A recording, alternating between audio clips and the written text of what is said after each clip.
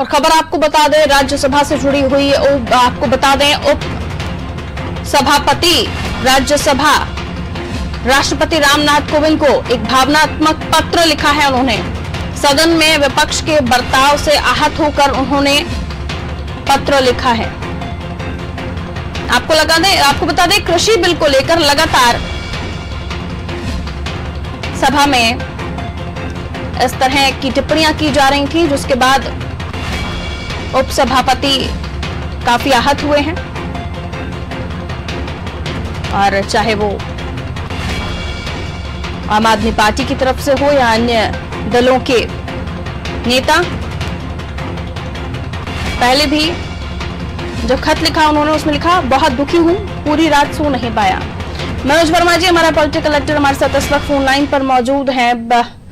अमूमन इस तरह की खबरें हम देखते नहीं है सर, लेकिन अब जो खबरें सामने आ रही हैं, यानी उपसभापति राज्यसभा में जितने पद पर बैठे हुए हैं माननीय हैं, और उनको अगर दुख हो रहा है, वो भावनात्मक टिप्पणी राष्ट्रपति को लिख रहे हैं लेटर में, तो अब वक्त है सोचने का कि राजनेता भूल गए हैं वो मर्यादा जो सदन में होनी चाहिए, या नियम बचे ही नहीं।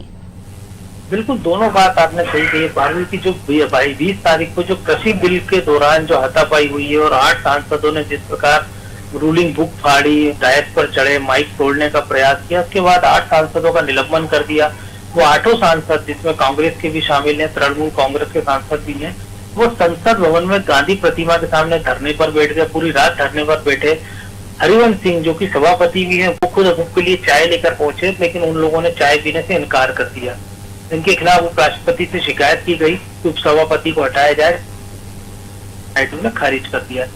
इसी सब घटनाक्रम को देखते हुए हरिवंश ने चिट्ठी लिखी है राष्ट्रपति के नाम, जिसमें उन्होंने कहा कि जो 20 तारीख को जो कुछ हुआ है वो बिल्कुल मेरा मन मस्तिष्क पर छाया और मैं सो नहीं पा रहा हूँ। ये बता दें कि हरिवंश एक बड़े बड़े प्रतिष्ठित पत्रकार है। बिहार में लंबे समय तक उन्होंने पत्रकारिता की, बाद में वो राज्यसभा में उनको भेजा गया था। बिहार से उनका नाता उत्तर प्रदेश में पैदा हुए हैं, लेकिन उन्होंने अपनी जो चिट्ठी लिखी है उसमें तमाम बातों का जिक्र किया। उन्होंने गांधी की बात की है, उन्होंने महाभारत का भी एक उद्धरण किया, जिसमें उन्होंने कहा है कि युधिष्ठिर ने पूछा था कि जीवन का सबसे बड़ा आश्चर्य क्या है, तो जवाब मिला था कि हम रोज कंधों पर शव लेकर शमशान जाते हैं, पर कभी सोचते नहीं है कि यही नियति है।